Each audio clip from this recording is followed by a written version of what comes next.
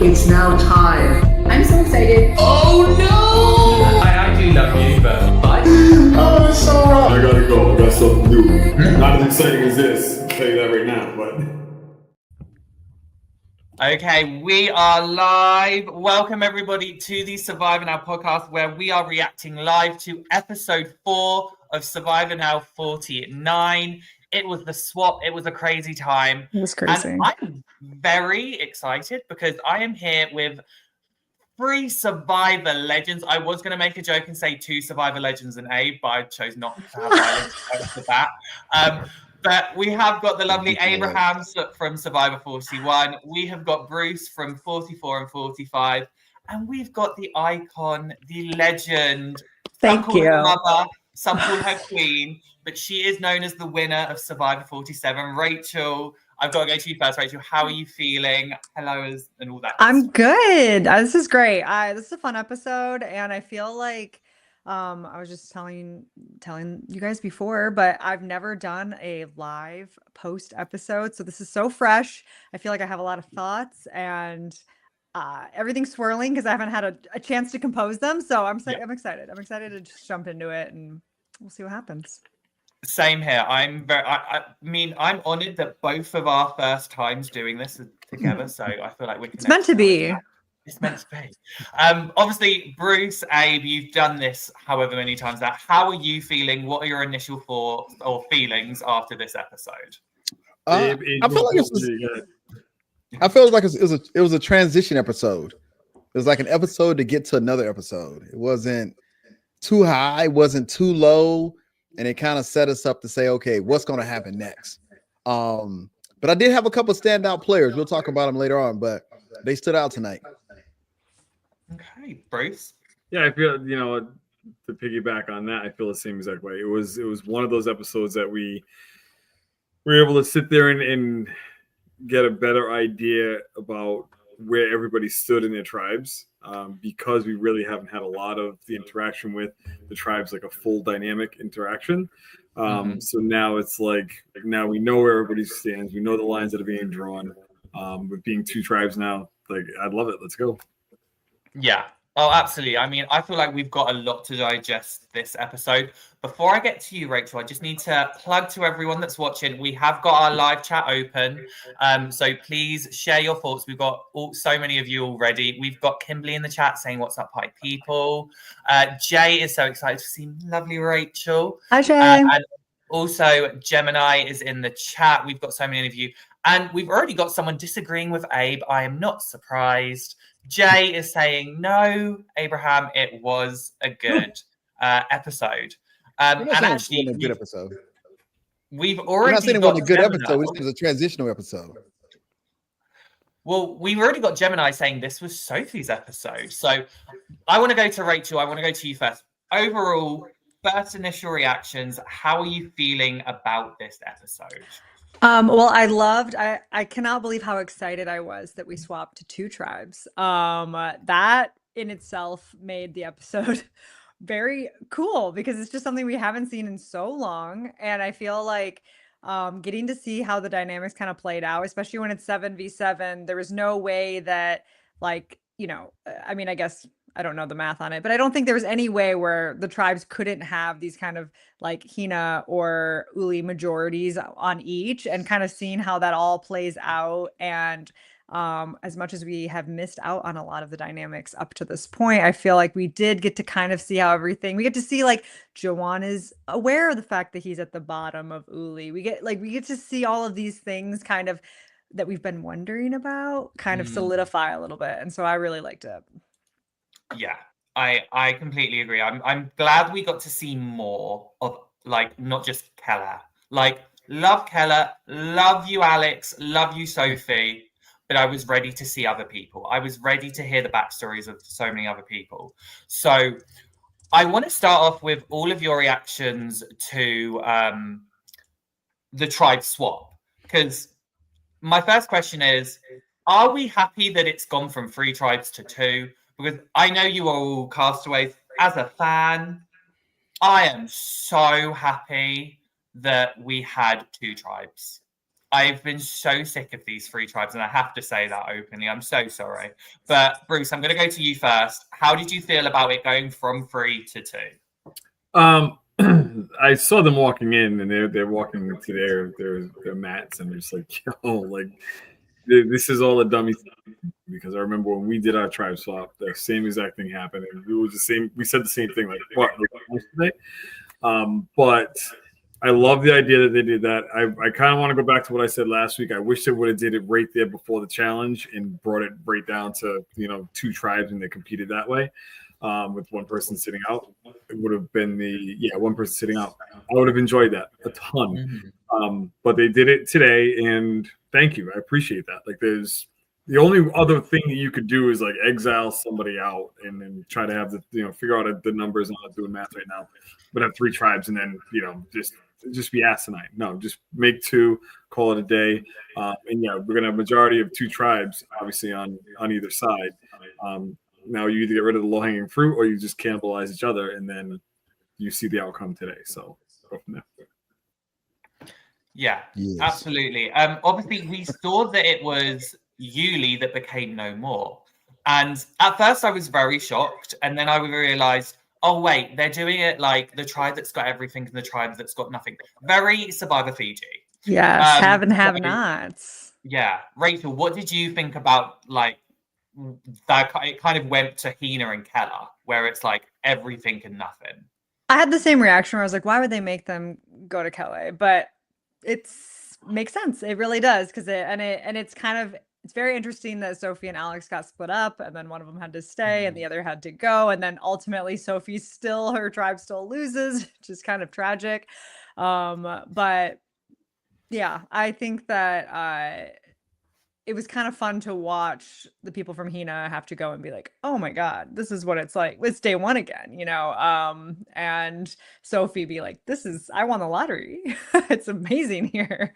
There's like a tarp, a hammock. So yeah. I think it was a good choice to do that. Absolutely. And I loved, and Gemini's put this in the chat, I love a challenge fake out.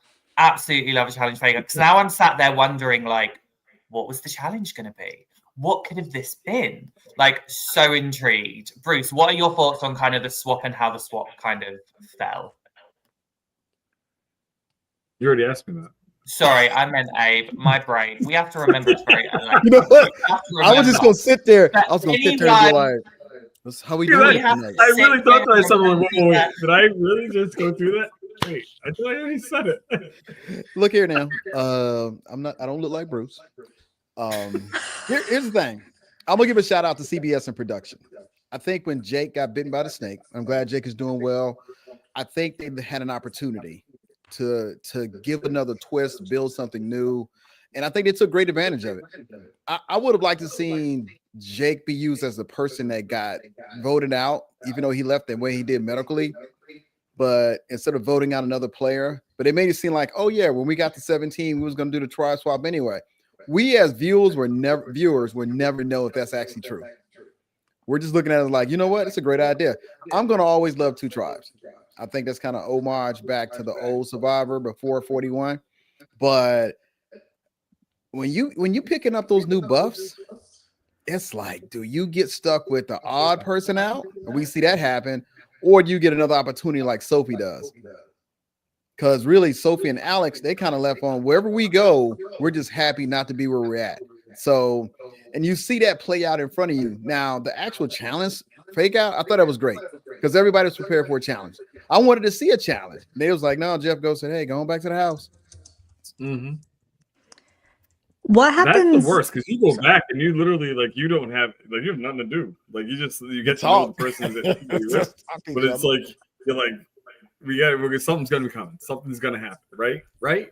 And paranoia sets in that way, and then the paranoia sets in now. You gotta kind of get to know the person that you're swapping, and now in your tribe. So it's stressful.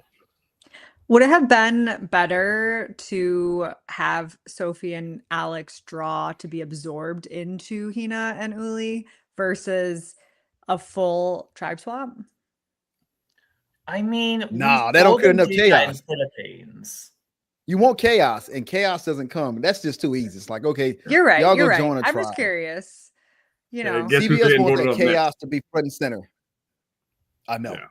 Yeah. You get to Wait, what if the chaos was that they were going to go into 2 tribes and then Sophie and Alex were the team captains? oh, and And they then- pick tribes. That would have been, in the words of Kenzie, That would have been spicy. very spicy. yeah, they're probably gonna steal that Sounds idea good. for next season. That's a good idea to like steal for that. next season to say, okay, now you become the captains.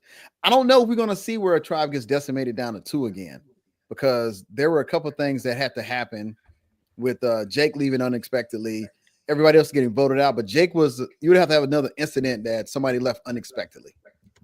I got a good idea. How about this? No more three tribes, just 2 tribes.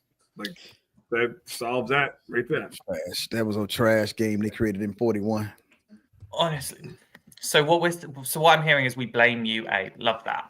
Yeah, Sorry. I took my spot where I could have my spot, and they said 41 was gonna be my spot, so that's where I'm at. That's good. Drop the flow, keep the 1. I will say there is a comment in the chat which I just have to say, I have to bring up, because obviously you mentioned earlier Jake leaving, and obviously Jeff was like, you know, we were always going to do it at 14. We're just doing it earlier because of Jake, blah, blah, blah. I love the fact that there was still something to do with a shoe going rogue somewhere. I was like, I love the fact that, and again, the ocean, it ties in, because Jake got bitten by a snake that came from the ocean. So the ocean went, I'm going to take your shoe bandit status, and I'm going to be that shoe bandit. Who slept on the ocean on their season? Rachel, did you sleep by the ocean? We did for the first 5 days on my starting tribe, but then the tide rose too much and we woke up wet, and then we couldn't. There was no more. Our beach was very shallow, so then we slept by the fire. Yeah. Did Every you? night I was up at the beach every night, and that happened one night where I got real close.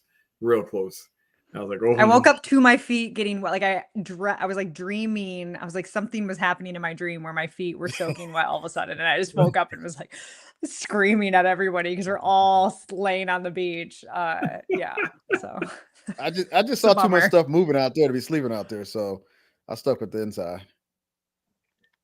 It's always surreal when we look at these episodes and we see our beaches and we see, oh man, that's where I was walking at. Oh, okay, that's where we got the wood at. So it's always crazy when you look at these. Every episode, you see something different from your season in their season, and you want to call and be like, "Hey man, did you remember looking at that? I should have called my name into something."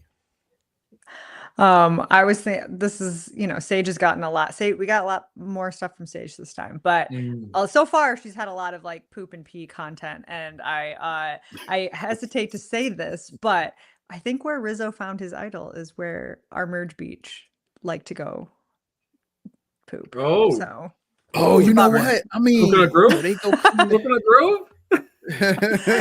Well, the water area of that beach. Okay. That's where you would go if you were going in the water. So they were by the rocks for our beach on the other side over there.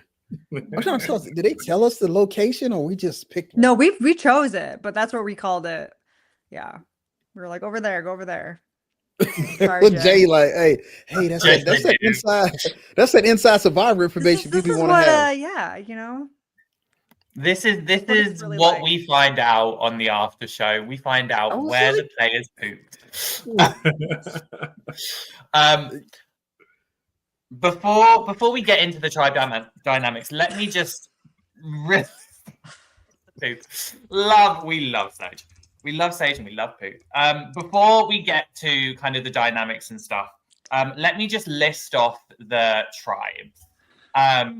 So obviously on the new Hina tribe, we had Savannah, Rizzo, Nate, and Jawan, who were on the original Uli. You had Matt and Jason, who were still on Hina, and then Sophie B from Keller. And then on the new Keller tribe, poor lonely Alex on his own, but MC, Christina, Sophie S, and Stephen from Hina, and then Shannon and Sage from Uli. I have a question for all three of you. Just looking at these 2 tribes, ignoring the challenge, ignoring anything, which tribe would you rather be on? Would you rather be on the Hina tribe or the Keller tribe? I'm going to go to Bruce first. I would probably say the Hina tribe.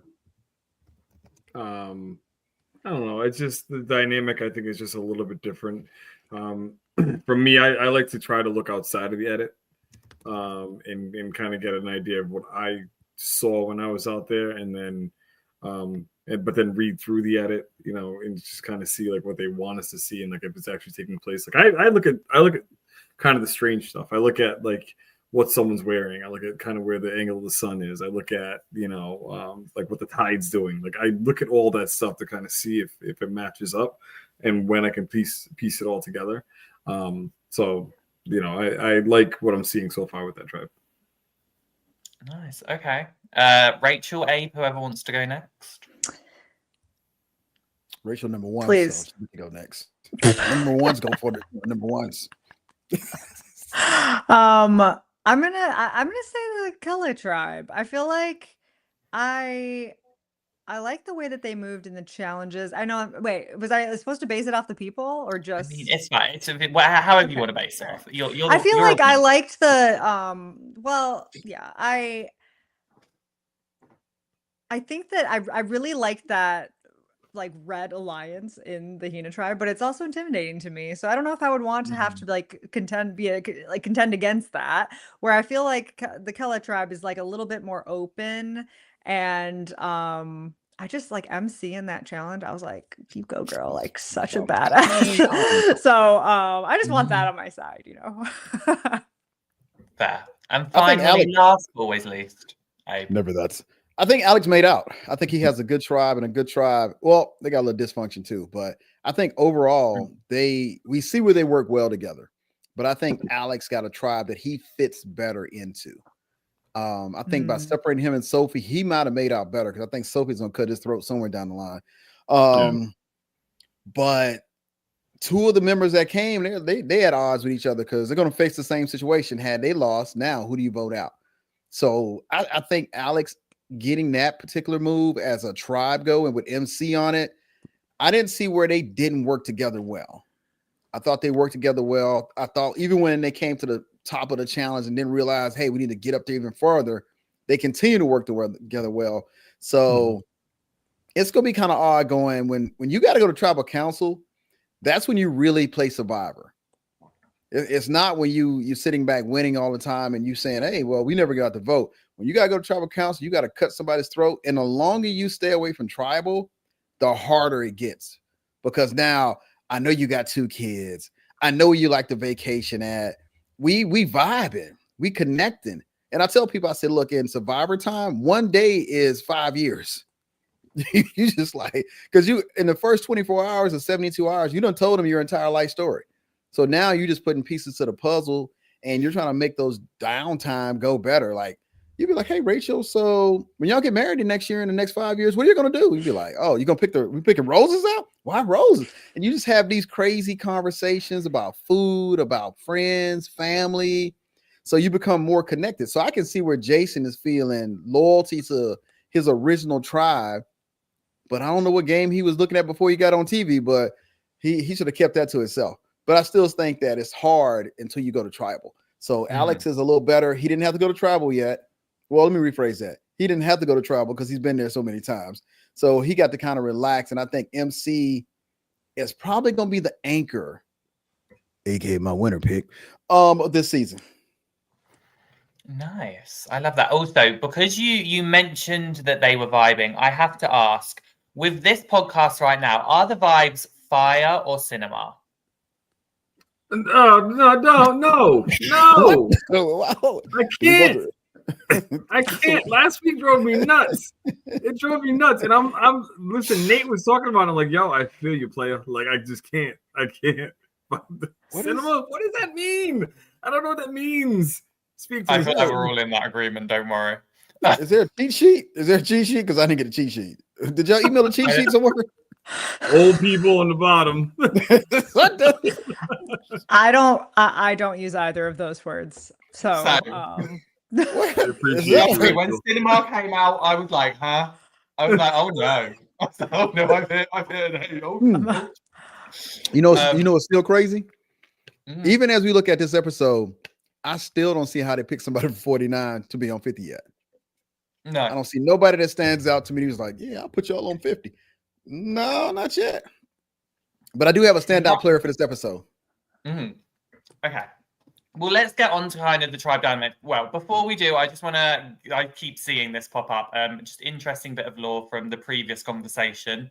And then also Zanz has popped into the chat as well saying, what a swap. And Jay actually has said that he would have chosen New Hina and gave his reasons. And we have our loyal fan, Mr. Chris Dixon, coming in just saying, Rachel just wanted to come in and say, I love you and I'm glad you made it on my fave podcast. And he loves the rest of us, but that's thanks, Chris. Chris, all your friends. Let's go. But right, let's get into the dynamics of these new tribes, because obviously we did actually get to see a lot, and I'm so glad we got to see a lot more of the other tribes, like not just like Keller. So let's go to kind of New Hina first, which was Savannah, Rizzo, Nate, Juwan, Sophie B, Matt, and Jason. What kind of stood out for you on that tribe, kind of when it came to getting to know each other and they were doing all the kumbaya stuff? For me, it was seeing Savannah and Sophie. I loved their dynamic right off the bat. Like, just seeing two mothers come together, obviously, I was like, we love this. So, Bruce, I'm going to go to you first. What stuck out for you when it came to the New Hina tribe in terms of the dynamics? It wasn't the kumbaya that I was looking at.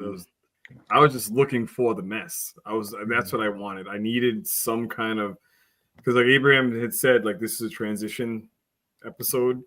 I needed something to give me a little bit of like, okay, who's playing the game? Like, who's doing what? Like, and there was that. And I feel it was with both tribes, but it might have been more so with this tribe. So that's what I wanted to see. That's what I got, at least a good taste of. So I would love to definitely see some more of that, but that's what I got.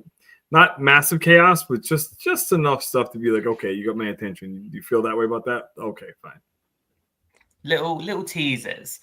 Rachel, did anything stick out for you when it came to kind of Hina before the challenge?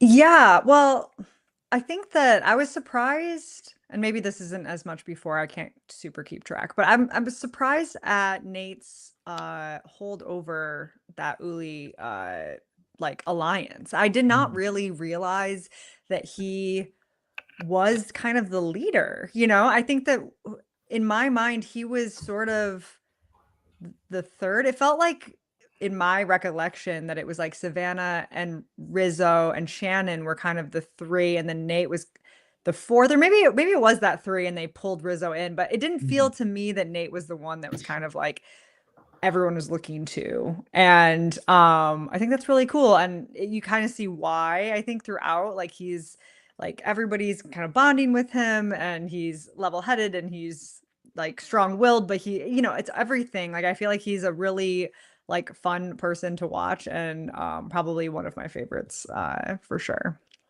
Let me tell you something. I thought Nate was boring until tonight. I was like, he don't do nothing. He's like, he was great. Yeah, he's just like, I'm like, okay, are you gonna interact? Or are you gonna, I know Riz, he bonded with him, but other than that, I was like, okay, and again, most of that's to the edit. Most of that, if you don't get a good edit, you really don't learn the personalities of the players.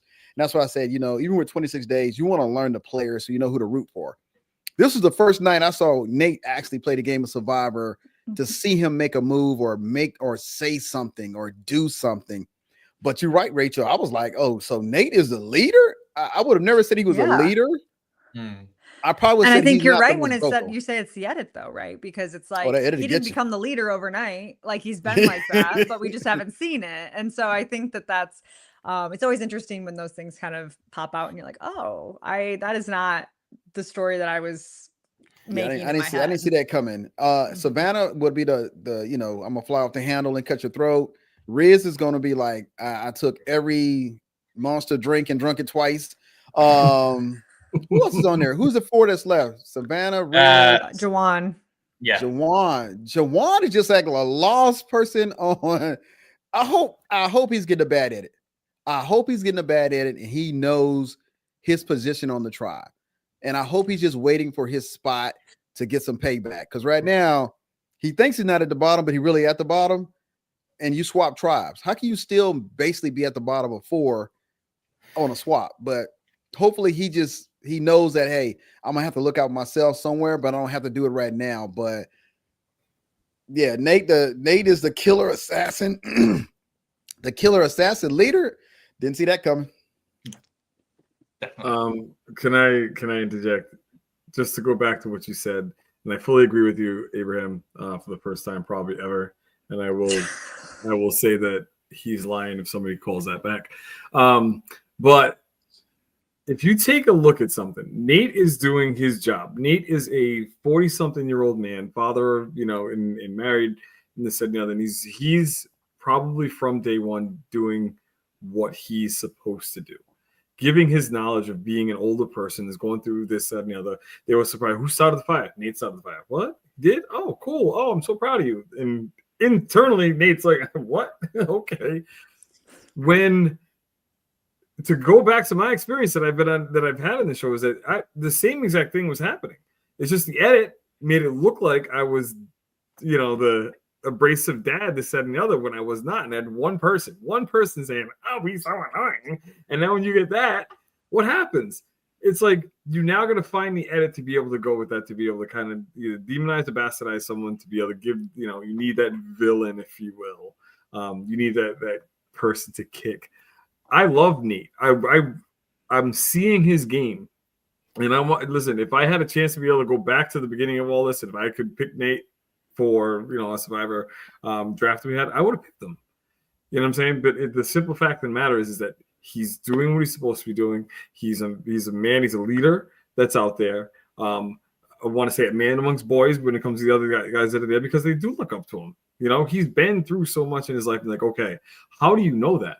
Life. Oh, okay, cool. I'll get there eventually, but talk to me about it. You know what I mean? So Go ahead, Nate. Here's your flowers. Take them and just run with it. I think Savannah's a loose kid.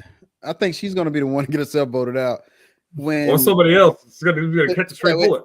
So, because when she's talking to Matt, she asked Matt, so, okay, what did you do before you did another job? And he tells us, we do the job. She said, everybody's a sociopath. I'm like, is everybody in leadership a sociopath? So, Survivor's an interesting game. Sometimes you overshare or you overthink something and you say it, but most of the people on this season have been leaders in some form or fashion. So you kind of basically called all them sociopaths.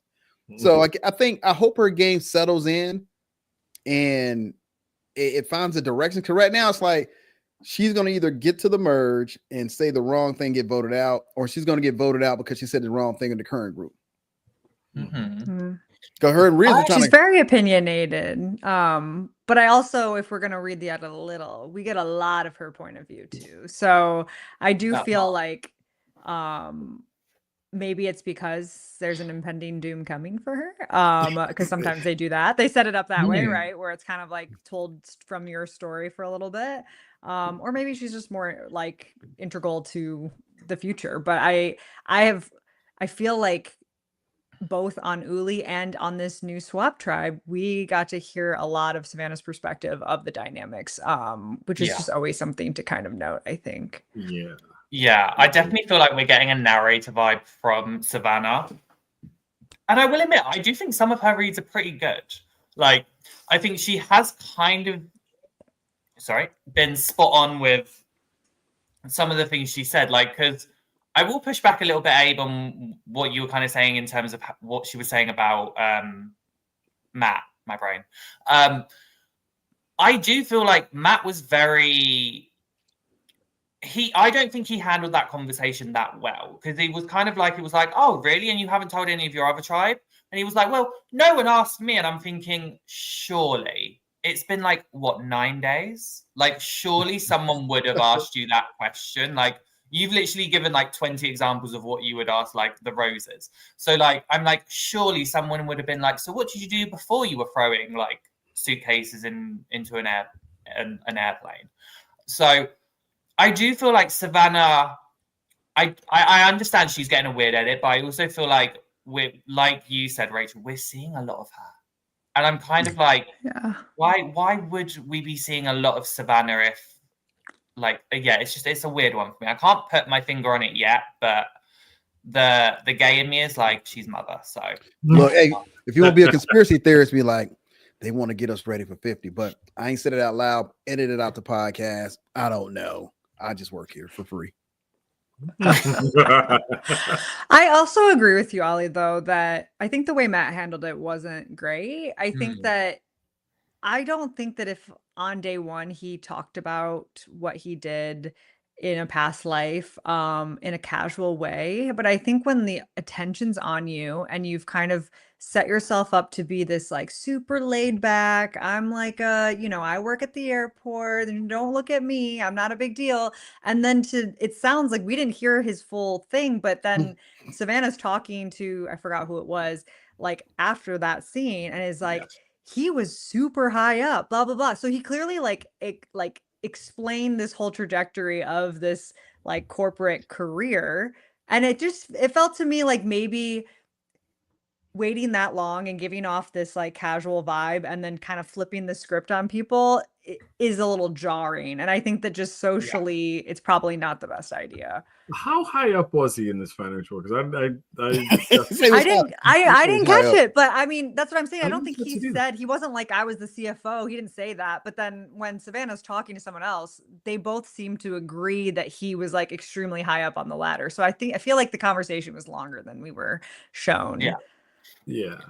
This is the only reason why I asked that question was because it was said that, me being a Navy SEAL and all, and I'm like, what? Never did I ever say I was a Navy SEAL. I said I was in the Navy. Like that's you know what I'm saying? So that's what was broadcast. I see what you're saying. So maybe they were extrapolating like fair enough. So you said Navy SEAL. Did you steal while you were in the Navy? I worked. Okay, just what did you do? What'd you do? Man, I said a lot of lies. A lot of lies. I'm internationally known in the Air Force, baby. Stop playing.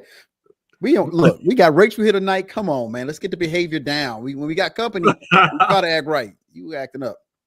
No, she's a part of the family. This is how our family acts. This is what we do. You be you. When you say family, you do. You do.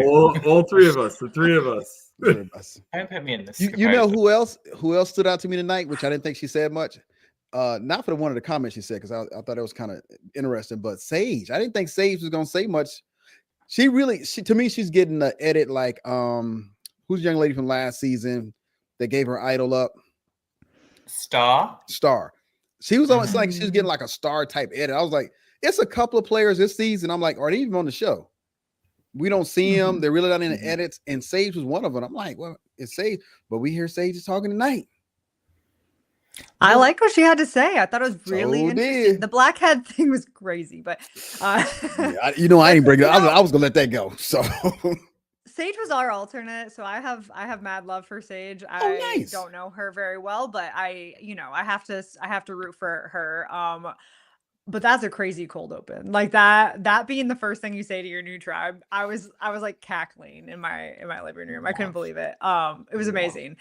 But what I did like, because we've gotten consistent, like kind of odd bits from Sage this whole season so far, was her talking about Shannon. And what I really liked about this was that we watched all of this play out, right? And Shannon's talking to Christina and they're bonding over their religion, and that's wonderful. But then it seems like that is something that is like, in Sage's words, working to bond people to her, and she starts doing it more and more and more, and we're seeing like kind of this montage of it. And I just really liked that we had Sage, who came from her previous tribe, who was like, this wasn't her behavior before. Like, I know this is gameplay. And of course it is. Anything, Survivor social game is leaning into anything that bonds you to other people. And like, it's obviously true to her. She's not lying about it. But it is really funny when you get to see somebody who is like, this this is what you were doing yesterday, and this is what you're doing today. And I think that was a really fun perspective, and it showed that Sage is really paying attention, is playing the game, like, and I just loved her deadpan way of talking about it. It was very funny. Sage hit him in the interview, in the individual interview. She was like, she's probably religious at home, and I'm not saying she's not, but that ain't how she been acting over there. So I was like, that's how you play the game of Survivor. Sage is gonna get that. She's working up the Dodo Bird edit. She's working it up, but she's extremely intelligent. Just from the things that she said tonight and the things that she said prior to, and from the conversations that I've had with previous players that have made it pretty far in the game, make people laugh, make people, kind of like take them off their guard a little bit. And when you tell someone, she probably doesn't have a jar of friggin' blackheads. Think about how crazy that would be. That would be like a psychopath, like kind of thing. Like she wouldn't. I think it's crazier to make that up. Actually, that's I'm with you, Rachel. He took the same test that we did, 500 and something questions. This, that, and the other. Like it would have came out that she was nuts. You didn't check yes on the blackhead question, Bruce? Yeah. Even I know that question. Maybe. They asked the same question 7 times. Bruce, it's true.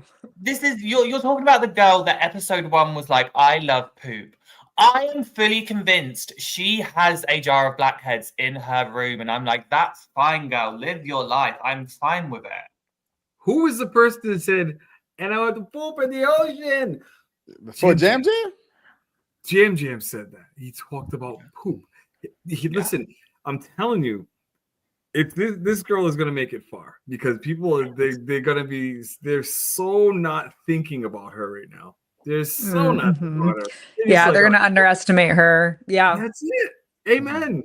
And then you see in her confessional, she's like clocking the dynamics. Yeah. Yes. Yeah. And this, this is my hot take of the season so far. I think Sage has had the best reads out of any player.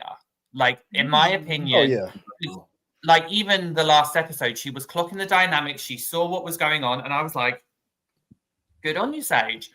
And then I completely agreed with her when, like, obviously she was talking about Shannon. Like, again, bond over religion. That's fine. No shade to that. But when I don't remember a time where she was proper talking about religion on Yuli, except for when she was praying for the crab that they were about to devour. Like, that was the only time I saw an essence of that. And then, like, obviously we get this complete montage of, like, Jesus, love, God, yeah, fine. But also, I literally put on my notes, I was like, genuine or performative. And I'm totally on agreement with Sage. I was like, so sorry, Shannon, you're probably a lovely person. It came across so performative, and I do apologize. So I... that was a good confessional. was like, honestly, I think one of the best confessionals so far this season. Let me ask you a question. Hold on, let me ask a quick question. When we did our confessionals, I always was in the most uncomfortable position. What's everybody they just say, hey, sit where you want to sit, because they had us sitting all kind of crazy. My leg was falling. It was always kind of uncomfortable. Yeah, I was like, because it would be like, sit on this thing and then move your legs so they look better for the camera, but then your legs are like weird. Yeah. It was my hip flexors would tighten up all the time. I gotta straighten my legs out, man. I can't do this anymore. Like I'm 930. I'm 938 years old. Like I can't be sitting like a contorted gecko. Like I gotta do something. It's crazy when you see it on TV. Be like they looking all comfortable, like they sitting there. No, that's not comfortable. Not at all. Yeah. Also, we heard a phrase from Christine that let us know that Jeff may be a little seasoned in his life now. When she said Uncle Jay, I was like, hey, Uncle Jay, oh, he's seasoned now. If she said Papa Jay, woo, he would have kicked off the island. Bye. There's a little things that you catch, you be like, yeah, that's pretty good right there. I hope they replay that one. I didn't even clock that, and that's really good. Also, I'd just like to say I was really comfortable in all of my confessionals when I was on the beach. Oh, wait, never mind, wasn't there. But you mentioned Christina, and I really did want to bring her up as well when it came to Keller, because I'm so glad we got a backstory. I'm so glad we got Christina content, because, like, I remember her episode 1, and I just thought I fell in love with her. And then it was kind of almost like, I'm going to 47 for this. It was almost like Genevieve. I was like, where's Genevieve? And I was getting like that with Christina. I was like, where's Christina? And I'm so glad we're starting to see something with Christina. Was there anyone else from Keller you were kind of happy to see more of? Or Sophie. Sophie S. Sophie with the E? Which one? Yeah. Sophie Yeah, with Sophie Sophie with with the an E. The blonde Sophie. Sophie she's was funny blonde, about right? that. Yeah. She was funny about that food. Man, listen. That was funny. Can we talk about complaining about Yeah, let's rewards? talk about it. So, I'll be talking- all right. So let me give you a story. So we got the fish on a reward, and everybody was like, because we knew we had to work to cook the fish. Like we knew they were gutted and all that other stuff. We had to work to cook it. So we would have, what the hell? Arby's, Applebee's, whatever. Like give me something. I would have just take it out of the wrapper and just eat it. Mhm. Rotisserie chicken, yes. Yeah, I was gonna Put me say, on that rotisserie chicken was like a real sad looking reward, though. I remember watching that being like, that was slamming. It was so good. It was, man. It was I so bet good. it was great. I bet it was great, but it was just like you guys in the sanctuary at a table with a chicken on it. It was just, Man, that'd be The trash. reason that was so good Oh, for me is that I stop had Kendra on one side of me. She was like, "Oh my god, I haven't eaten chicken in so long. I'm gonna try it." And she's like a piece. Sorry, chicken. And yeah, Julie on the other side, who's tiny, and she's like, "Nom nom nom," and I'm just like, yeah, hell yeah. This is where Australian Survivor beats the brakes off of us. Their actual rewards be real food. I will say, stay away from the desserts. I don't know why, and stay away from wine. We had Teeny one season trying to drink all the wine, come back. he was Oh drunk. my god, so funny. Gone. Let that wine go. There was a moment where I was like, if Teeny wins another reward or two, I think like he might break the record for like most times of having alcohol on Survivor. Yeah, it was like 3 or 4 times, I think. that alcohol ain't no joke. Yeah, we had the hot dog social on Ooh, my that was season, the worst. and we were not pleased because we were sold a bill of goods that the way they sold the reward made it Hot sound like it was going to be unlimited hot dogs, Yeah. with condiments, with soda, with chips, like whatever, potato salad, something. And we show up and like a little inside baseball. When you walk into a reward, you have to do it a couple times because they want to shoot it from the drone. They want to shoot it from this side. So usually Abraham, you don't take get to, notes. like- You never went to one. you don't get to like, I hope I don't get in trouble for this. You don't get to like run up to the food the first Yeah. time you see it, right? So you see it and then you have to walk back and then you do it again.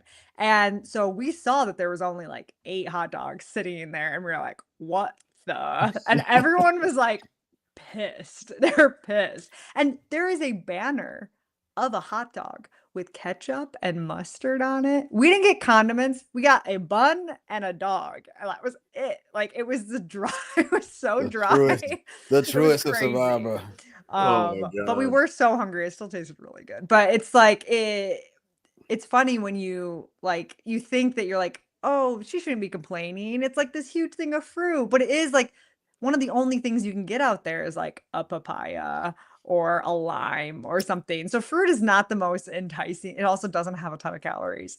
I like that she called it diet food. I think Jeff took Yeah, it that's like Jeff got hit in the throat on that one because He was not happy. she was like, diet. Hey, I use this when I'm dieting.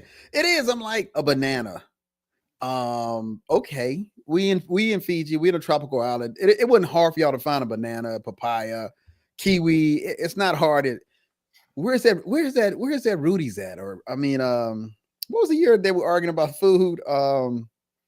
She was screaming and yelling. She wanted. Oh man, I can't remember none of this stuff no more. Oh, were you thinking of Liz from Liz. Let me tell you. Hold up. Yeah. Liz's daughter is the most entertaining young lady ever. You think her mama entertaining? Her daughter is amazing. That's awesome. But they were, I mean, we want real food as a reward on Survivor. We don't want, and stop giving that fishing kit out. Nobody's fishing. Shit, in 9 seasons, Jonathan fished. Who else can you name was out there really fishing?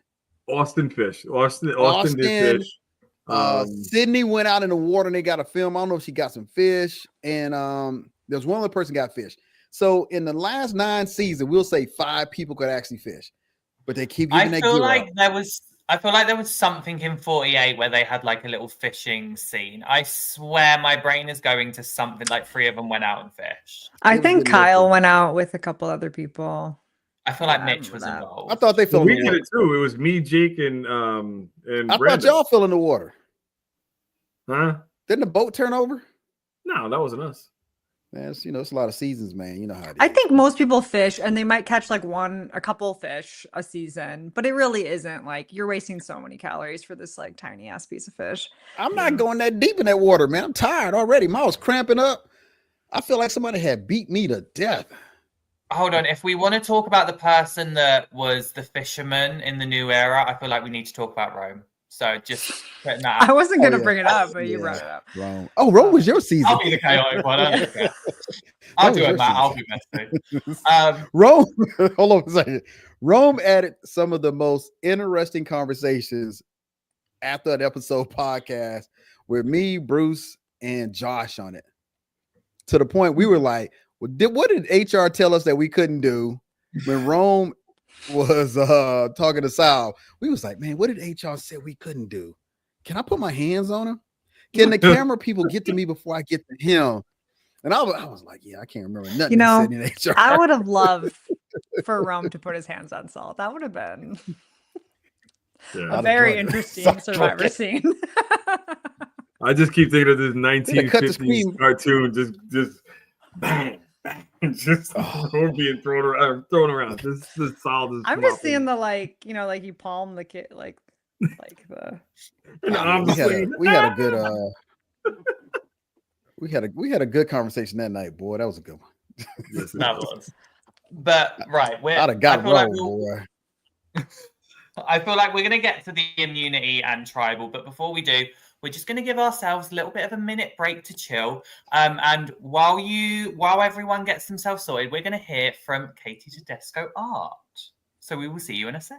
Do you have what it takes to outwit, outplay, and outlast? Katie does. Since 2015, she's been handcrafting Survivor treasures for super fans just like you. Hidden immunity idols, she's got them. From one world to the Philippines. Every piece is designed and created by Katie herself. Check this out. Katie's brand new tribe emblem coin, a collectible inspired by Survivor All-Stars, a must-have for any super fan. Keychains, oh yeah. Ride along with Keith's legendary Tuk Tuk or try your luck with the Do or Die twist. What is that, the most famous stick in Survivor history? Yes, that stick. Katie doesn't stop at idols. Oh no, she's even bringing in international flavor with an Australian Survivor cookie idol twist. Idol nullifier, safe or not safe, she's got them too. How about something you can actually wear to tribal? Katie's Survivor earrings are hot right now. Want your idols on the go? How about keychains? Take your tribe with you everywhere. And don't forget Katie's most famous Survivor product, Survivor trading cards. Fans love them, and so do the players. With over 500 cards and full stats on the back, you can collect your favorites from every season, including the full jury from Survivor 48.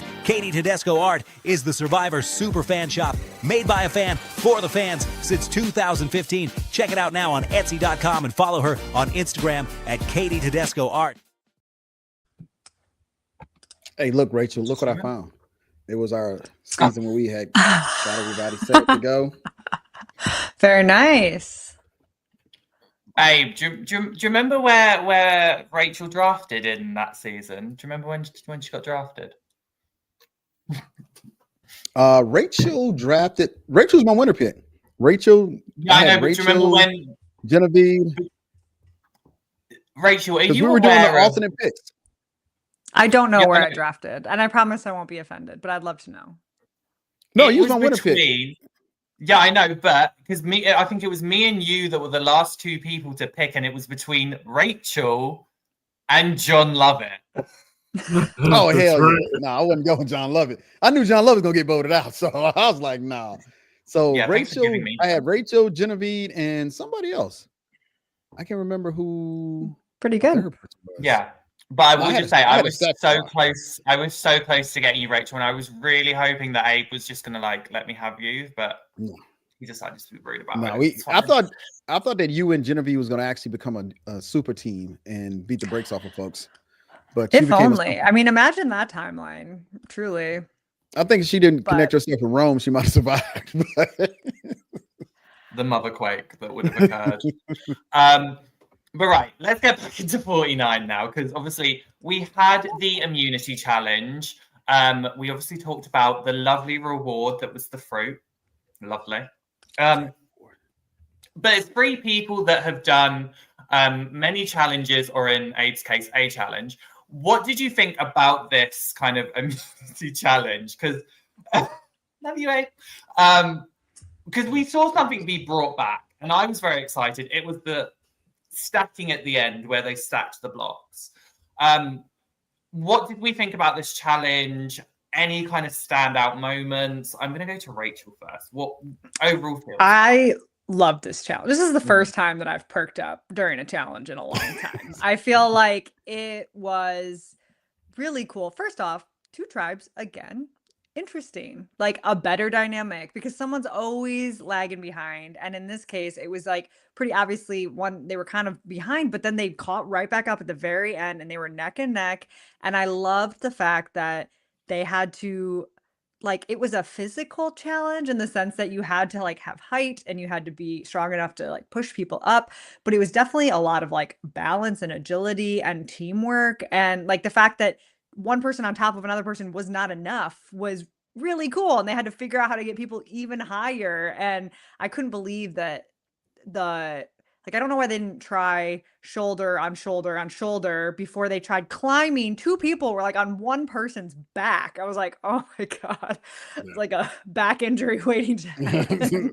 What happened to you? But I was like holding my breath at the end there. I thought that was awesome. And then MC came out like a freaking gymnast and just like, or like a cheerleader, like a top of a cheerleading thing, and just stood straight up and added the blocks. I loved it. I thought it was awesome. So I feel like we rarely see new, even if it's old, but new things, and things that kind of push the boundaries of like what you need to do as a tribe. It's not just like these people do this, these people do this, these people do this. It was really kind of like, okay, try this person. This person's not tall enough. Like, try the next person. I don't know. I thought it was great. I think for those that are viewers, let me rephrase that. For those that are potential Survivor players, that stuff is heavy. I don't want you to go out there and think it's like that boat is probably good and heavy. Oh too. my God. Yeah. And they sneak us on that. We don't think it's that heavy until we touch it. We be like, ooh, it is kind of heavy. So, and everybody kind of got to take a spot that fits for them, that doesn't make you kind of look bad. So, but I think if I had to give a lean to who was a better organized tribe, MC and them were better organized and adaptive to, oh, wait, we need to get somebody else up there. But MC was the one that was standing there. Yeah. Who was on her shoulders? Oh, Shannon was on her shoulders. Yeah, Shannon. So Nate was good for a minute, but I think his back started hurting. I figure, he was a little older. His back started hurting. Old, yeah. 2 things. One, Nate, love you, bro. He was sitting there, and there was one point in time, look, get the thing. Like, he's doing the thing he's supposed to. Like, he gets it out. No BSing, no asking about your feelings, all this other stuff.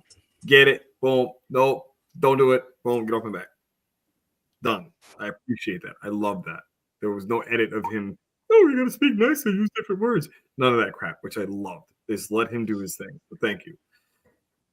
The other side of it, MC, like she was absolutely amazing.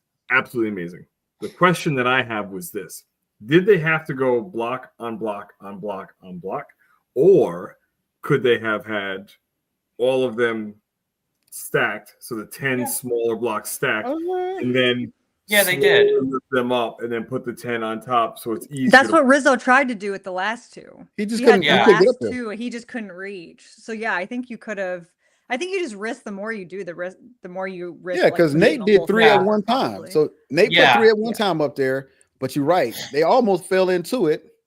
Well, what I'm saying though is that yes. So let's say Nate did the 3, and then you put stacking from the bottom versus to the top. You know what I mean? As opposed to like you get the bigger blocks. Oh, you lift and push, and then you grab, you assemble the 10, and then you just lift them up and put them on top. Like that would have, I know it would have been a little shaky, but I would have definitely tried to do that. So I know that they said they had to do the big blocks first and then the little ones. So what I would have assumed if they wanted to use that strategy, it'd be put all the big blocks first, Yep. and then kind of do the lifty up thing from the bottom of the like small ones. I feel like that's what that'd have been kind of that really it dicey is you got to try to figure out how to get more height and people that not used to stand on people's shoulders. So and then MC had to stand. Whose shoulders did she stand on? She wasn't really standing on shoulders. It was they had hands, I think. Okay. Yeah. And that was straight up. That was like gymnast. Like that was like actually there was someone's hand. I forgot whose hand it was like this. It almost looked like they knew what they were doing. No, that was pain and suffering. Just like this on top of the foot and then on the back of the heel. It was almost like they knew exactly what to do with cheerleading. So it was love it. Who was it? It was Christina and then one of the guys. You got 30 seconds to get that up there before I'm dropping you. Yeah. I mean, I will say as someone that had to like lift people for a living, being an ex-dancer, just plugging that. Like I give Nate and MC so much credit because having someone on your shoulders or like having to have that weight there, it ain't fun. Like even for like 10 seconds, like especially if I will say this now, if they don't know how to hold themselves, and I can tell you, most people that live on this earth do not know how to hold themselves if they get put on. Like, trust me, I can tell you that for free. Like, credit to Nate and like MC because like that was not easy for them. So like they were my MVPs. Obviously, like MC slayed, and I just love that MC is playing like every challenge, but then still somehow not like being looked at in like the target way. Like I just love it, and I love the fact that she was an alternate. Like I love the fact. I like the fact. My question is, who's them two people that didn't make it? Sorry, I can't. They were talking. Yeah, somebody know who them two that did make it this show. They did. Oh, I'm They're sure. gonna come out. Well, you will have Jesse Tannenbaum's number, so you can call him and let me know. Sure, I'd like to give a shout out to Steven because he was not in the edit except for that he was quirky. And I'm just gonna say his name so we can say his name on the show. Steven, we still thinking about you, guy. You're gonna eventually get an edit. Hopefully ain't the last one. He was such a big part of the first episode, and then he's just been gone since. Yeah, he was the only person we heard from the Yellow Tribe on the first episode, and then him and Christina, and then they both just disappeared into nothing. See, I feel like we've been getting little bits of Steven. Like I feel like we've always been getting something with Steven because it was like last episode it was mainly MC, but then you had Steven there, and then it was like you had Matt and Steven was there. So I feel like that's what we've been kind of getting. It was like kind of obviously like you had Sage and Shannon. Well, then you had Sage and Steven, and that was it. Once they did that introduction, he was gone. Yeah, he was gone. We didn't see him for the rest of the episode. So basically, for an hour and 25 minutes, Steven was not on the show. We had a little confessional. The one reminder. He did. The last thing I want to talk about with the challenge was the immunity idol. I love the fact that the king went. Just want to say that. And also just shout out Amy Cusack from Survivor Vanuatu because she came on for the premiere of Got Something For You, and we were having this rant that the king was the first, like the main idol that got picked first. So I love the fact that the queen is staying as the idol. Just wanted to throw that out there. That. My wife noticed that. She's like, "Oh, it's the queen. It's not the king." And I was like, "What? They better alternate it. Let's make this even. Let's make it fair." It'll probably come back when they do individual immunity. When they do individual. They're gonna like, they'll say it. Like they're gonna break it up and say one person from each tribe. I think Jeff just grabbed whatever he put his hands on. I don't really think he was looking. Tell you the truth. No. I think he was calculated. Jeff. Hey, look, you got to put it out there. Like, nah, Jeff. Jeff just do stuff. I didn't call him messy Jeff all season. I noticed that. Yeah, he ain't done nothing messy yet. But right, okay, we need to get to pre-tribal though, because obviously it started to get a little bit messy when it came to the pre-tribal. And when I say messy, I mean Matt. So what were your kind of thoughts on this pre-tribal? Because there was a lot of stuff going on. You had Matt being Matt. You had obviously Jason being quite cagey. Like Nate's name got thrown out there. Like Jawan was apparently in the bottom, but then was like telling everyone everything. Like what moments kind of stood out for you with this pre-tribal? And I'm going to go to Abe first. I'd like to go ahead and pay a homage to Rachel and her gameplay on Andy. Will you talk yourself into a vote out? Andy talked himself into a vote out. Matt talked himself into a vote out. That is when we found out that Nate is the kingpin. I was like, Nate, the kingpin, the leader? So future Survivor players, sometimes less is more. They already knew they was at the bottom, but also how they enter tribal council, how they enter the challenges, they were a little cocky. So it was a little beef going between just those tribes. So I know I'm on the bottom, but Jason was really on the bottom because he had alliances. He said, I still believe in my old tribe. I'd have been like, great, vote him out. Matt had a chance to stay, but Matt talked himself into the vote out.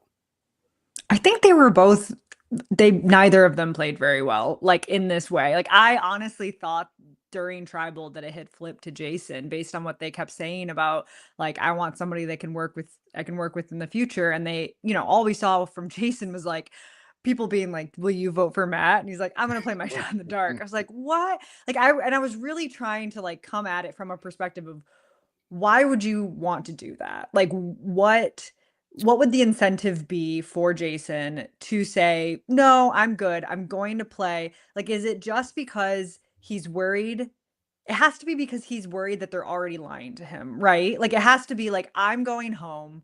Like, I believe I am the target. And so I'm going to spook them by telling them that I'm playing my shot in the dark no matter what, so that it's scarier to vote for me. Is that what it is? Because I don't see any other reason why that would be a good idea. If someone's saying, vote with me, why wouldn't you say yes? So like, help me understand this, because I was pretty confused during. I think with that situation is that because he doesn't trust anyone, and kind of like what you said, he doesn't trust anyone. So now it's like, okay, you're coming to me to now try to make me feel comfortable. So now you're making me try to make me feel comfortable. Now, guess what? I'm about to make you feel uncomfortable. I don't know. Let's play my shot in the dark. We'll see what happens. We'll see where the chips fall. And that it reminds me of Jake when Jake was playing. Is Jake never threw a name out there? People would ask Jake who he's voting for, and they'd be like, I don't know who you vote for. Like, and nobody ever felt comfortable by way of what Jake was going to do at that moment in time, which is great for him because it kind of casted the shadow away from him. Like, okay, we don't know what he's going to do, so let's go with our own plan of something different. But with Jason doing that and saying, listen, I'm going to play my shot in the dark, like whatever, my vote doesn't matter. He even said, he's like, there's the four of you. The four of you got to make a decision. It doesn't matter what I'm going to do. So I'm just going to try to keep myself safe in this game. So that's kind of why they deflected. And then with Matt, there's, again, we got the edit. There's some underlying stuff, it was made of a big deal that he didn't say to everybody that he was a financial person prior to being someone that works at an airport slinging luggage. Fine, like whatever. But what other conversations made it so that Matt was the target? But then sitting in tribal, Matt literally was called out on something and then doubled down. Like, yes, I said that. Actually, at first he's like, huh? When did I say that? And Nate said, you told me earlier. He goes, yeah, I did say that. Preservation of, and it's like, you just did a double negative on your own self. Like, it doesn't make any sense. So Matt's a great dude. I met him. I'm very happy that I did. Good dude outside of the game. But that moment in time, again, he said too much, sank himself, and that was it. That's why he was voted out. Well, too, I mean, if you remember, he also was trying to get Jawan and Sophie and Jason to vote out Nate. So that was his first approach, was like, let's topple the alliance, which isn't a terrible idea, if you get the numbers. But I think the fact that we also then at tribal hear that he was talking about other people to Nate, it feels like he was a little messy and got caught and, tried a bunch of things, and maybe none of them, like, everyone was kind of like, now he's saying your name, and like that just puts you in a really bad spot. I would have went for Sophie first, considering that really those are the three odd numbers out. and it's look. I'd have been like, look, it's going to be 4-3. Let's try to get one of them out instead of. And here's the thing about Survivor. Yeah, you could ban with them, but you always going to be at the bottom of the 4. So when do you take a shot? So all they needed is, and Juwan would have been the perfect one person. Be like, hey, you were already at the bottom of your tribe. Come join us. We're going to take a shot at your tribe. I would have rather seen Matt go to Sophie, but Sophie was just already tied up in trying to join that group, but she's still at the bottom. Well, she's not really, right? Because Juwan's at the bottom. Yeah. Man, Juwan's because and her and what's name got a loving so relationship. She's 3 out of 4 in a group of 7. That's a pretty good spot when you came from a tribe of 2. So I think she definitely made the right move for herself.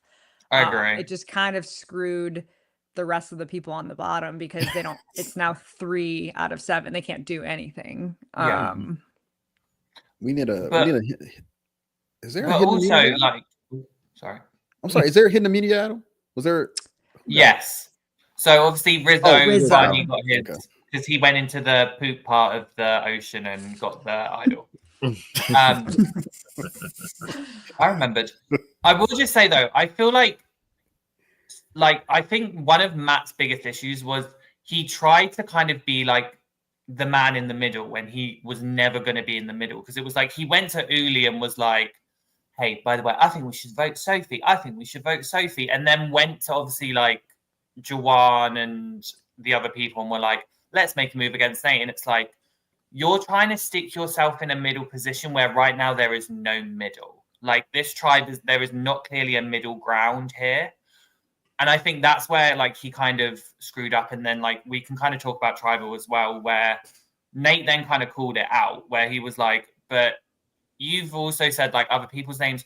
You said that you were happy to go for Jason and Sophie. And it did feel like he was weaving a web that he could not like keep from getting tangled. The web, as soon as he was weaving it, there was already tangles in it and he could not untie them. So I do feel like he was already set up to fail. And I think tribal was just kind of the flowers on the grave for him. Like that, I don't even think it was the nail in the coffin. Generally, the flowers were just getting put on his grave as soon as just Nate spoke, which I felt. I didn't think Nate was going to even say anything at tribal council. Nate was like, "Well, you put my name out there." I was like, "Go with it, Nate. Hit him with it." Yeah. So that's the funny thing. That's the mess. That's the mess that we want to see. We want to see that like in the new era, there's been more niceties than anything else. You know, and Nate turned and looked and said, "Yo, you mentioned my name. What do you?" And then he's like, "Oh." But they're not used to getting that. They're not used to having that. This is the first time Nate's been there, but Nate's been there. If you know what I mean, like he's been in life. He's had to sit there and say to people, executives, whoever, like, no, you can't do that, or I didn't say that. You know, so now it's transferring over. So it's just, I think it's a little bit of poetic justice for Nate to be able to say, don't call me out my name. I'm gonna tell you the truth. This is how it's gonna work. Did you or did you not? Yes or no? And then it all breaks loose from there. And now we know who goes home. So now we got the next version of Survivor starting next week, where who's gonna make it to the merge? Who's gonna be undercut? Who's gonna go out there and find another idol? Because there's still an idol out there now. And let's see. So it's probably not a double boot, right? Normally. Go down to 13. You know what? I hate that. I hate when they do the merge and somebody else still gets booted. I'd rather just go ahead and boot the person and then do the merge and be done with it. You know what would really be nice? Let's go back to something old school. Have your merge. Get somebody out of there. Kick 2 out. I don't give a damn. Do what you gotta do. Feed everybody. Feed everyone. They all made it that far on their own merit. Feed them all. I agree. None of this BS of breaking it up. Like, come on, man. Like, I would have been pissed if I would have. I got my meal. Like, I'm good. Abraham, did you get your meal? Yeah, no, anyway, on the road. He did at Pondy. Hey, matter of fact, they gave us the menu on the boat. So by the time we got there, your food was there. I remember that. Rachel, hey, you don't know about this, but there was a guy. We actually might have got a bag of food with like fruit and stuff. Oh yeah, in no, it. they had I got some. nothing. I had the whole boat ride. Really? Nothing. So that's how we do it. We win. How you get a boat by yourself when you win? Okay. No, not by myself. It was the final 3. but we didn't. There was no food on that boat. We were like, Really? "Isn't there food here?" And they're like, "No." We're like, "Oh." They gave us we had to snacks. wait. like We had to wait little like an snacks to go. hour till the boat ride was over. It was Oh sad. man. Well, you had pizza. You had pizza at your finale, right? That's true. Yeah, I didn't don't- need. I don't get I had that. also had day 26 breakfast. I was very full that day. But it's still just like you're like, I'm done with the game. Where's my candy bar, man? Like I want Yeah, Monster that- Sugar. I don't really drink champagne, so that really wouldn't have been a good experience. Yeah, I don't drink, so I had water at the reunion. No, Water I and didn't say pizza. that part, but okay. No, you didn't. I mean, what? Rachel, I do have a question for you. So Yeah. I know that I remember my reaction, and I was there for 19 days, and I lost 19 pounds. Hmm.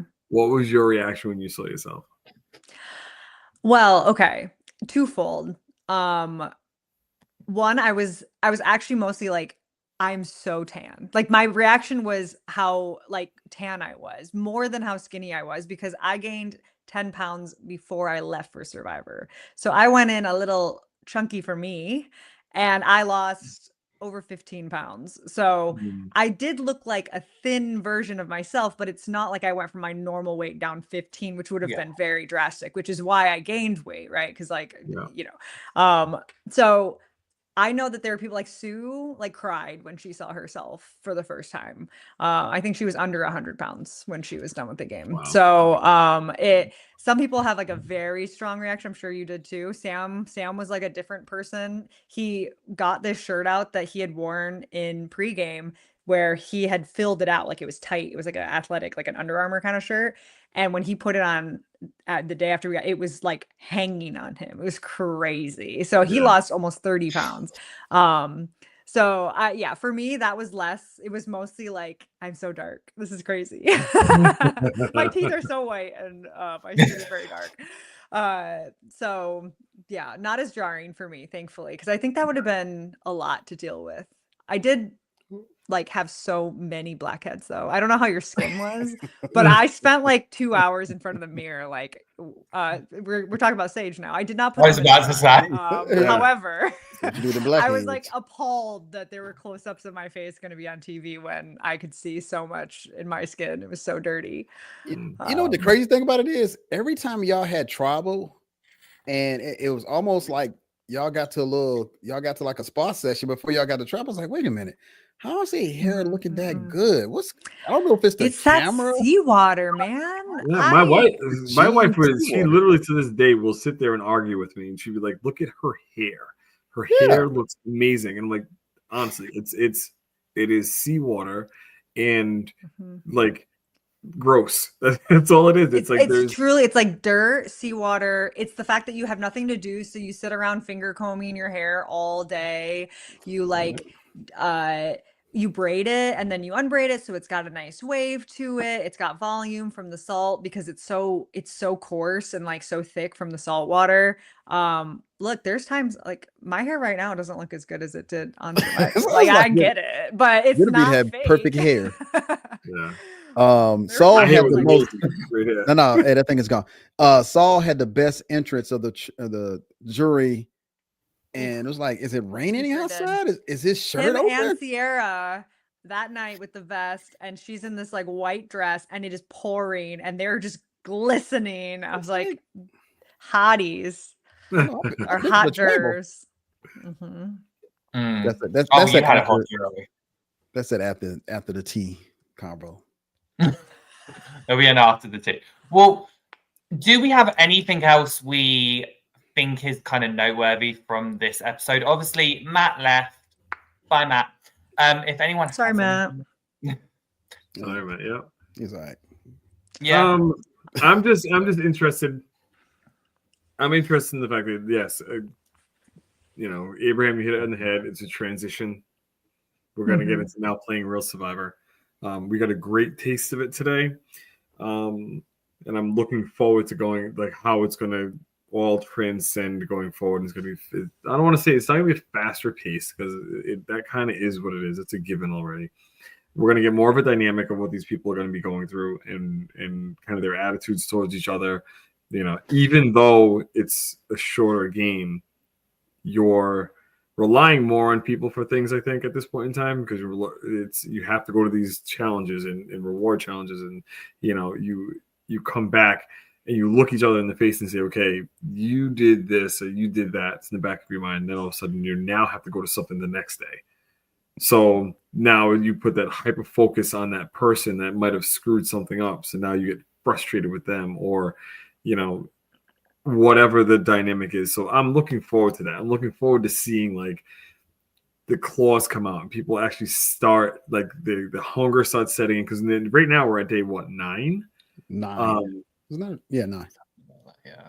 It's like the honeymoon is officially over. It's officially over. Now it's time to we live in Fiji now. Yeah, we live in Fiji now. We're Fijians. We pooping in the ocean. Pooping in the ocean, and you stop talking about your scabs. Like it's like all that stuff. Like it's just the annoyance is gonna start happening. We're gonna start seeing it.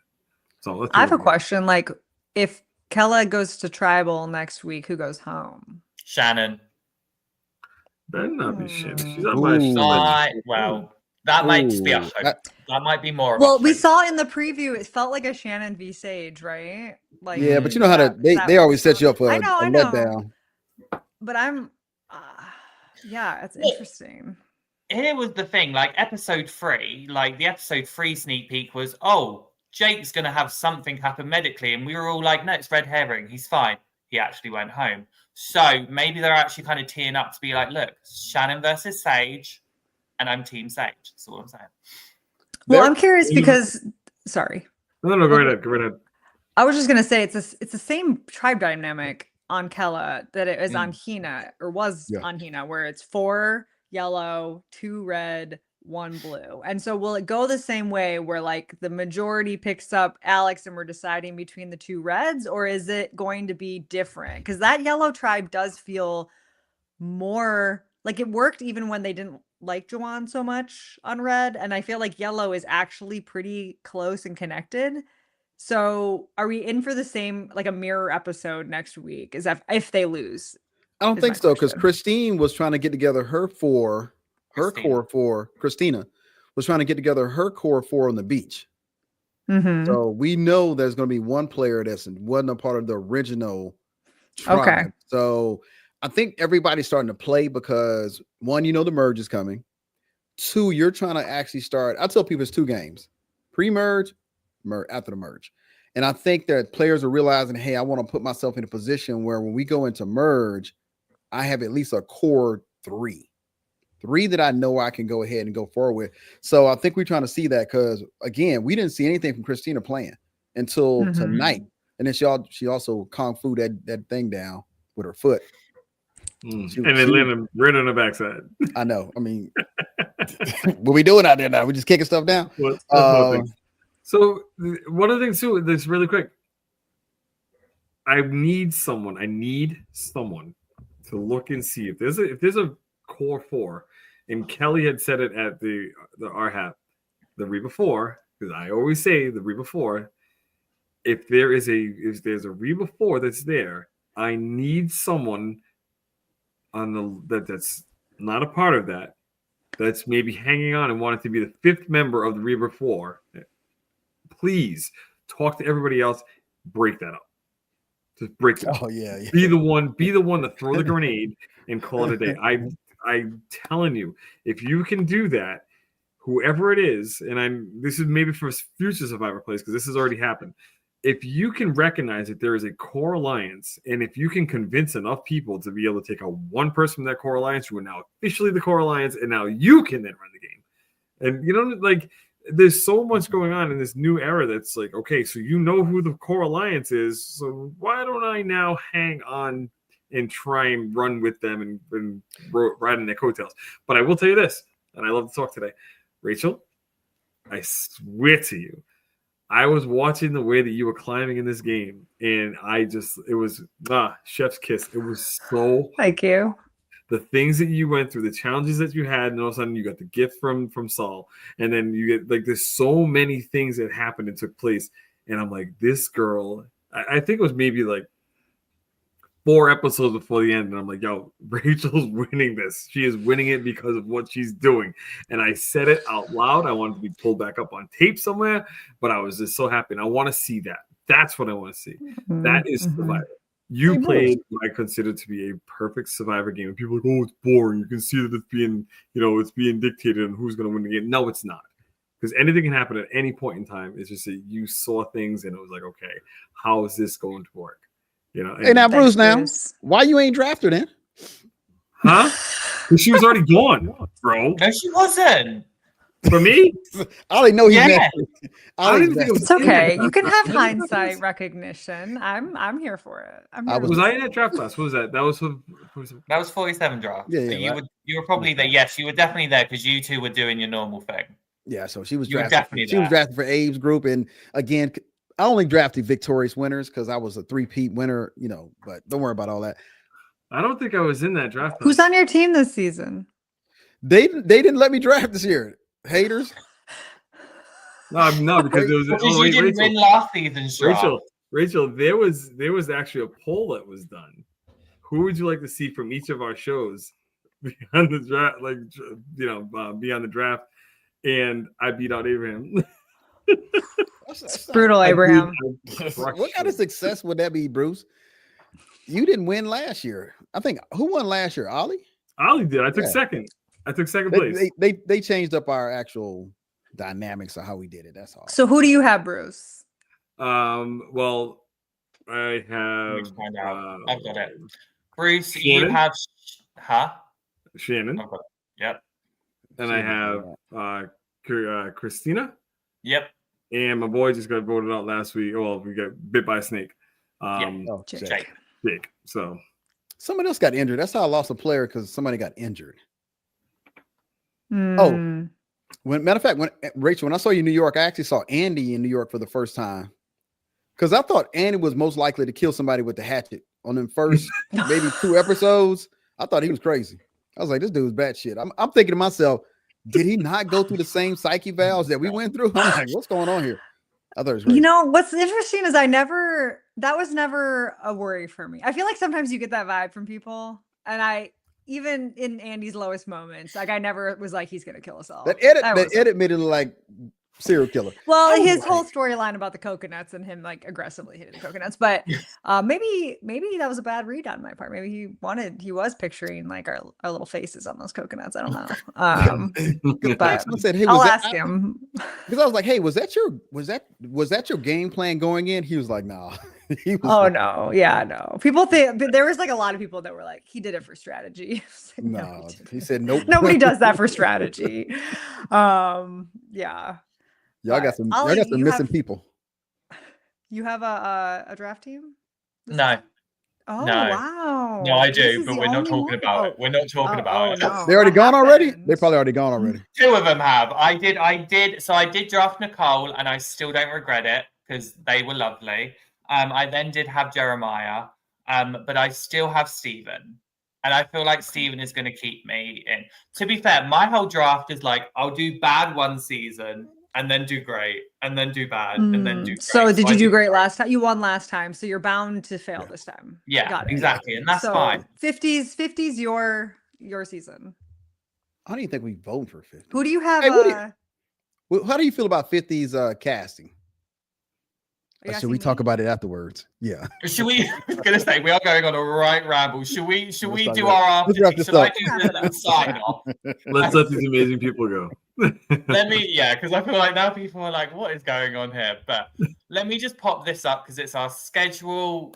First of all, Rachel, thank you for joining us. But I would just remind people that obviously we have got a ton of shows coming up where we're going to talk about episode 4. You've got tomorrow at 8 p.m. Eastern, Survivor Social, where Cara and Avery will be joined by the Survivor Now podcast legend and just kind of social legend that she is, Tegwith. Tegwith is back and joining them for a guest podcast. And then if you want all of the power rankings and all the stock of the episode, go check out Survivor Stock Watch on Fridays at 1 p.m. They will be looking at the power rankings and see whose stock is rising and falling. I definitely think it's going to be a big episode because of the swap. And then Got Something For You is on Saturdays at 3 p.m. Eastern. That is normally myself and Phil. I will not be there this week, but the lovely Tori will be filling in for me. And we have the lovely Janet from Island of the Idols. They will be joining Phil and Tori, who will just go over the episode. And then they will take what I've done, which is look at everyone's social media and just have a nose. And we're going to see what's been happening there and some polls. So reminder to go on to X. We will have some polls posted tomorrow where you'll all get to vote. I'm going to be doing maybe some shady polls this week, but we have to wait and see. I've got to figure out what they're doing. But can I do the quickest little plug, Ollie? Go for it. I was about to say, if you have anything you wanted to plug, Rachel. Well, please follow me, Rachel A. LaMont on Instagram. But I just released a board game that I designed, a jigsaw puzzle board game called Puzzle Hungry. It has nothing to do with Survivor. It's a Japanese food themed game. But if you like puzzles, it is so much fun. I am very biased, but I promise it's so much fun. And please check it out. We're launched on Kickstarter as of last week, and you can check it out at playresolve.com, playresolve.com. Thank you. Sorry. I can't wait. Just have to. I've been working my butt off this year, so I can't help but share because I'm proud of it. Oh, I was about to say, like, you need to plug it. So yeah, there it is. So no, everyone go check out Puzzle Hungry. We need the Kickstarter, everything, get everything. But yeah, like we said, Rachel, thank you so much for joining us. Like, of course, thanks for having me. You're welcome back every time. Bruce and Abe, it's a pleasure as always. Thank you to everyone else that has joined us today. I know it's been a fun episode. I can't wait to see what happens when it comes to episode 5. And we will be back next week to talk all about it. But for now, have a lovely rest of your evening, and we will see you guys soon.